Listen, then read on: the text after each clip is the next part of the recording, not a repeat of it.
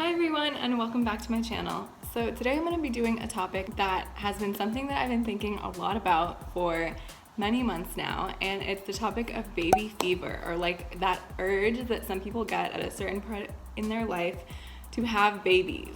So I haven't found a lot of videos on YouTube regarding this topic, so I wanted to make like a sit down chit chat video, kind of just as though you are just a friend of mine and I'm speaking to you about or confiding in you about what I've been experiencing. So I want to talk about like how my baby fever developed, why I think baby fever develops in general, also the way that like your environment can influence when you feel the urge to have babies, and then also like a few things that I've done to kind of counteract my baby fever. Although I can't say that I've like figured it out, that I know how to not have baby fever anymore and not want to have children anymore, because I definitely don't. But there's just a few things that I can do to kind of like make myself feel a little bit better, or that I've done. If you're new to my channel, my name is Najia.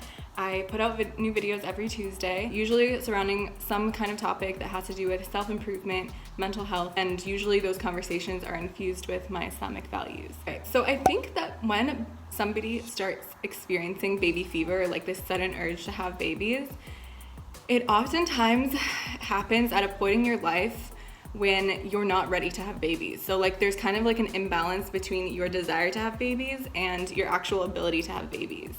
And so for me personally, I never experienced baby fever as like a teenager, for example. And I know some people who have, like ever since they, can remember, they've just wanted to have a baby. Like that's been like a huge life goal. So I personally can't relate to that. Like that was not, I knew that I wanted to have children at a young age, but I never was like, oh, I need to have babies now, until this year. So for me, I kind of always wanted to get married at a young age. I was like, oh, I want to get married. That was something that I wanted for a really long time.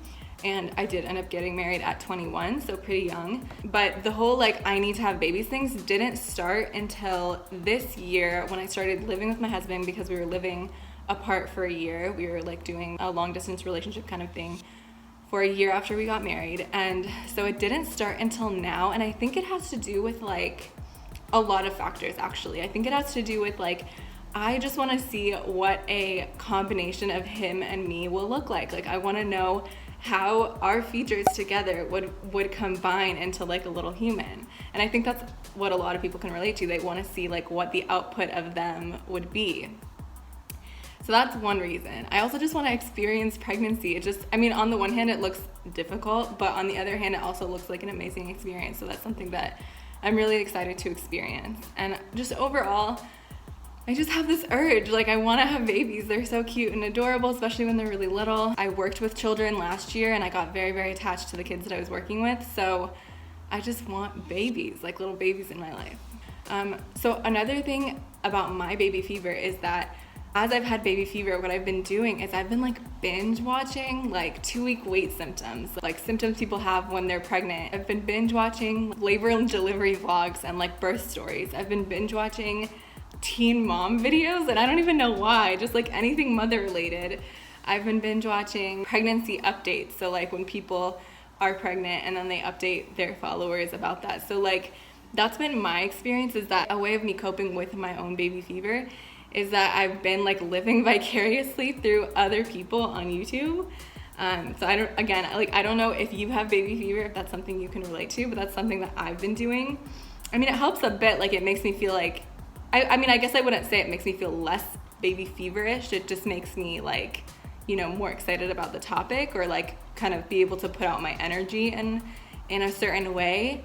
So that's a summary, I guess, of how my baby fever developed. And I also want to say that I think social norms play a huge role in when you feel the urge to have babies. I think in the US culturally, it's normal for people to have babies in their early 30s. And so this is by the time that you've been working for a long time, you've probably been to graduate school already a lot of the time, or not, or you just have an established career. You have your life figured out, you have a partner, stuff like that. So that's when I feel people are yeah, I'm not gonna have babies until I'm in my 30s. I want my 20s to be free to travel, to do whatever. But then now that I've moved to Lebanon, I've noticed a very different message being put across, I guess, just due to cultural differences, I think. And people are like, oh yeah, like you definitely want to have kids in your 20s, preferably early 20s. Like you want to have energy when you have kids. You don't want to have kids too old. Like don't have kids too old. Like people like literally say that, and they're like, you know, with the best intentions, of course, and there's nothing wrong with holding that belief. Like even I might hold that belief. I definitely want to have kids in my 20s if possible, but I don't know if it will be possible given all of the educational plans that I have. So I feel like either philosophy is fine. Like it depends on what your priorities are, what your goals are in life, to determine at what age is best for you to have children. But there's definitely like different messages that I'm hearing. So like right now, while I've been in Lebanon, I've very much been getting the message of like, oh, like I can't wait for you to have kids. Like you should have kids soon. I'm 23, so like, you know, I'm at an age where I know other people started having kids who live around me. And then in the US, when I'm there, I hear a lot of people being like, oh my God, like, no, you should definitely wait until you're done with all of your education. You don't want to make it harder for yourself. And it's true, like having children and then wanting to do like a master's, it makes it more difficult for yourself. It's not impossible to then continue on your education after kids, but it just makes it harder and you're taking a harder path. So also another thing, I think a lot of people assume that if you come from a Muslim family, that your family will be pressuring you to have children at a young age, and that's not the message that I've been getting from my family at all. My mom is American and my dad has a lot of American ideals, I guess, and so they're both of the mind like you should finish your education and then have children, like you should have a career and then have children.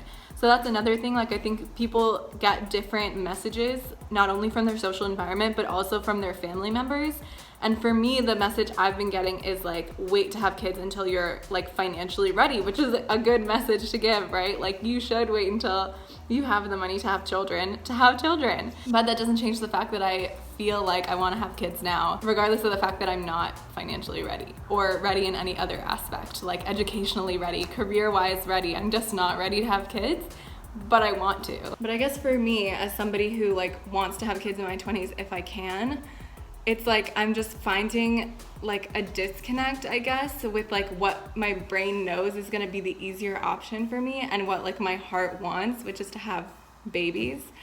So that's like kind of what's happening here, and I don't know if other people can relate to like their desires maybe change with the social environment that they're in. Like they're like in maybe their college setting, they're like, oh yeah, I'm not gonna have kids for a long time, and then they hang out with friends who have like different ideals, I guess, or different cultural background, and that's not the message they're getting at all.